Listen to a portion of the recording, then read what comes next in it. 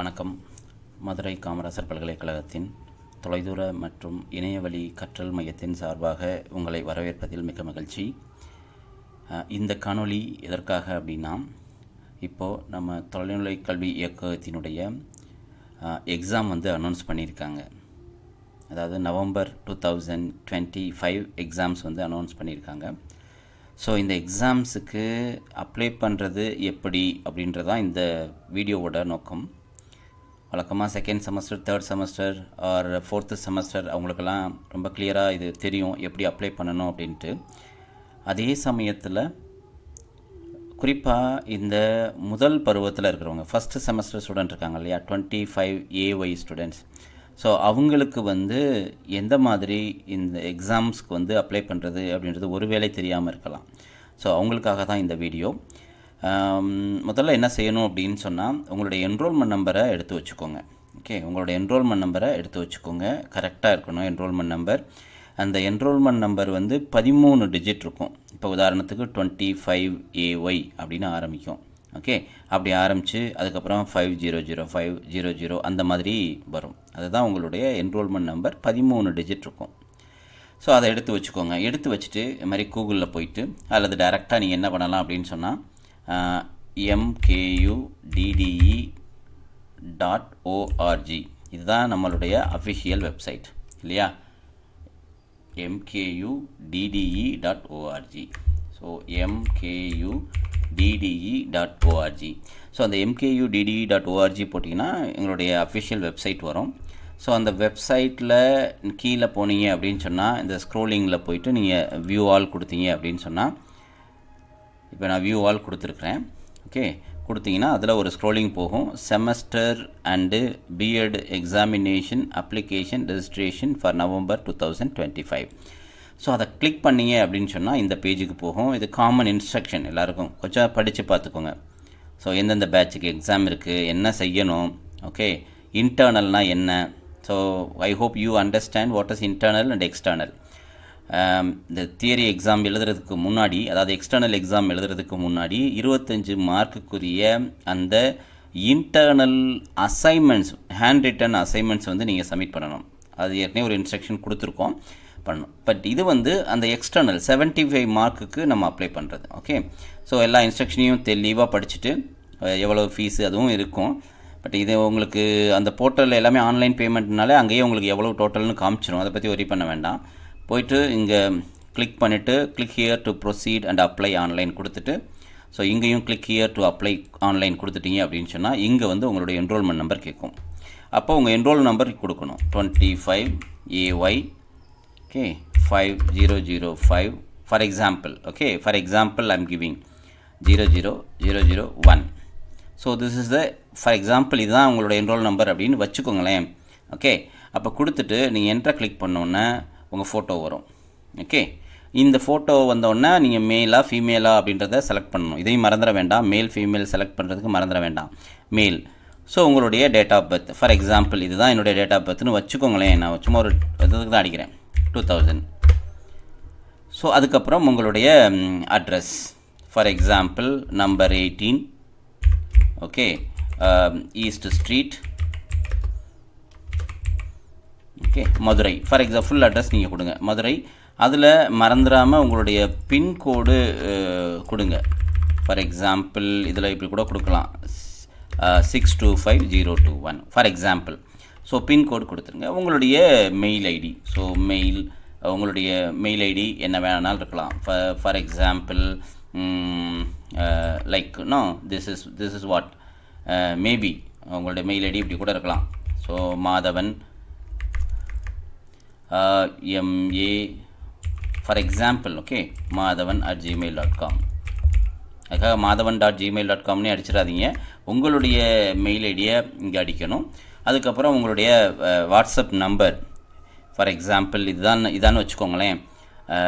இதில் இந்த WhatsApp number அந்த ஒரு 10 டிஜிட் இருக்குதா அப்படின்றத பார்ப்பாங்க. So for example 99112244 like this no, இந்த மாதிரி கொடுக்கணும். உங்களுடைய ஆதார் நம்பர், அந்த 12 டிஜிட் ஆதார் நம்பர். நான் ஒரு எக்ஸாம்பிளுக்கு தான் சொல்கிறேன், 1 2 3 4 லைக் திஸ். ஓகே, அண்ட் இந்த மாதிரி ஒரு 12 டிஜிட் ஆதார் நம்பர் கொடுத்துடணும். அதுக்கப்புறம் முக்கியமானது உங்களுடைய சிக்னேச்சர். ஃபோட்டோவை பொறுத்தளவில் நீங்கள் நம்பரை போட்ட உடனே உங்கள் ஃபோட்டோ வந்துடும். பட் சிக்னேச்சர் நீங்கள் தான் அப்லோட் பண்ணணும். ஈவன் இந்த ஃபீமேல் கேண்டிடேட்டாக இருந்தாங்கன்னா அந்த ஃபீமேல் அப்படின்றத செலக்ட் பண்ண மறந்துட வேண்டாம். ஓகே, ஸோ சிக்னேச்சர், இந்த சிக்னேச்சரை பொறுத்தளவில் என்ன அப்படின்னா அது 20 கேபிக்குள்ளே அந்த ஃபைல் சைஸ் இருக்கணும். உங்கள் கையெழுத்தை ஒரு ஃபோட்டோ எடுத்து வச்சுக்கோங்க. ஃபோட்டோ எடுத்து வச்சு நீங்கள் ஒரு கம்ப்யூட்டர்லேயோ அல்லது மொபைல்லையோ வச்சுக்கிட்டீங்க அப்படின்னா ஸோ அதை ரீசைஸ் பண்ணுறது ரொம்ப ரொம்ப சிம்பிள். உதாரணத்துக்கு ரீசைஸ் இமேஜ் டு 10 KB அப்படின்னு நீங்கள் போட்டிங்கன்னு வச்சுக்கோங்க. Not less than 10 KB, maybe 10 KB அப்படின்னு போட்டிங்கன்னு வச்சுக்கோங்களேன், அல்லது 15 KB அப்படின்னு போட்டிங்கன்னு வச்சுக்கோங்களேன். உங்களுக்கு it will take you to some வெப்சைட்ஸ்க்கு எடுத்துகிட்டு போகும். ஸோ அங்கே என்ன பண்ணலாம் அப்படின்னா அந்த வெப்சைட்டுக்கு நீங்கள் கிளிக் பண்ணி ஓகே இதில் அந்த உங்களுடைய ஃபார் எக்ஸாம்பிள் என்னுடைய சிக்னேச்சரை வந்து நான் வந்து ஸ்கேன் பண்ணி ஆல்ரெடி வச்சுருக்கேன். அப்போ செலக்ட் இமேஜ், மேபி நான் ஸ்கேன் பண்ணியிருக்கிறது வந்து அல்லது நான் ஃபோட்டோ எடுத்துருக்கு வந்து 20 MB 20 KBக்கு கூட இருக்கலாம். ஓகே, 20 கூட இருக்கலாம். So I'm just select the image. இது அந்த இமேஜை செலக்ட் பண்ணுறேன். இப்போ உதாரணத்துக்கு இதுதான் அந்த இந்த இது ஒரு 10 MBக்கு மேலே அல்லது 20 MBக்கு மேலே 20 KBக்கு மேலே இருக்குன்னு வச்சுக்கோங்களேன். ஜஸ்ட் ஓப்பன் கொடுத்துட்டா அது நமக்கு ஃபைலை ரெடியூஸ் பண்ணி கொடுத்துரும். Okay, resize image.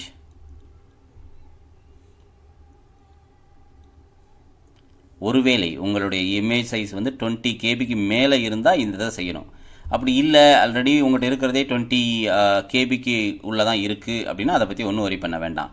So now வெறும் 4 KBக்கு போயிடுச்சு இல்லையா. ஸோ டவுன்லோட், அந்த ஃபைலை வந்து நீங்கள் டவுன்லோட் பண்ணிங்கன்னா அழகாக இங்கே டவுன்லோட் ஆகிரும். ஓகே, ஸோ டவுன்லோட் பண்ணதுக்கப்புறம் என்ன பண்ணணும் அப்படின்னா அகைன் நம்ம இந்த ஆன்லைன் அப்ளிகேஷன் வெப்சைட்டுக்கு அந்த இதுக்கு போயிட்டு ஸோ சூஸ்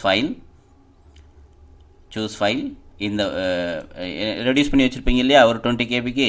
ஸோ அதை செலக்ட் பண்ணி ஓப்பன் கொடுத்துடணும். ஓப்பன் கொடுத்தனா இங்கே ஃபைல் அட்டாச் ஆகிரும். சிக்னேச்சர் .jpg அட்டாச் ஆகிரும் இல்லையா. அட்டாச் ஆனதுக்கப்புறம் உங்களுடைய என்ன கோர்ஸ் கோடு, உங்களுடைய என்ன கோர்ஸ் நேம் அது வரும். இந்த 4 டிஸ்ட்ரிக்டில் நீங்கள் எக்ஸாம் எழுதலாம். ஒன்று மதுரை, தேனி, திண்டுக்கல், விருதுநகர்.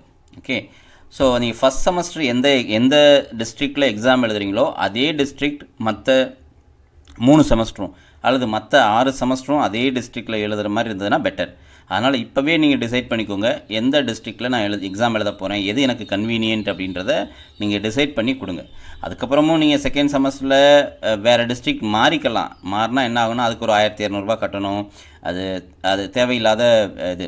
அதனால் பெட்டர் இப்போவே டிசைட் பண்ணிக்கோங்க. ஸோ மதுரை அப்படின்னா மதுரைன்னு செலக்ட் பண்ணிவிட்டு உங்களுக்கு பை டிஃபால்ட்டாகவே என்னென்ன பேப்பர் இருக்குது அப்படின்றத கிளிக் பண்ணி வரும் for the first years.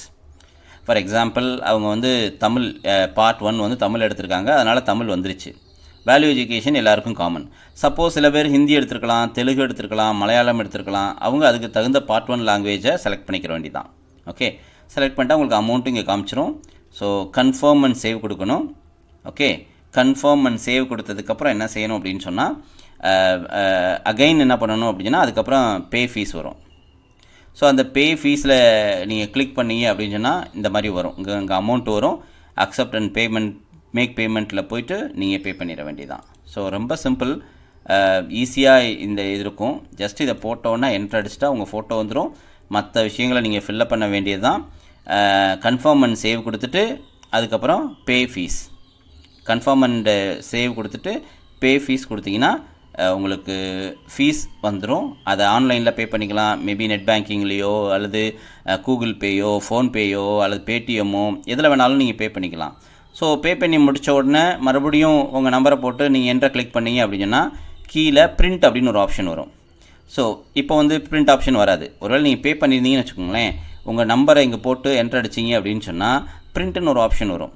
So அதை கிளிக் பண்ணால் உங்களுடைய அப்ளிகேஷன் ஃபார்ம் டவுன்லோட் ஆயிரும். ஸோ அந்த அப்ளிகேஷன் ஃபார்மை வந்து பத்திரமா வச்சுக்கோங்க. ஒரு பிரிண்ட் அவுட் எடுத்து வச்சுக்கோங்க அல்லது கொஞ்சம் பத்திரமா சேவ் பண்ணி வச்சுக்கோங்க.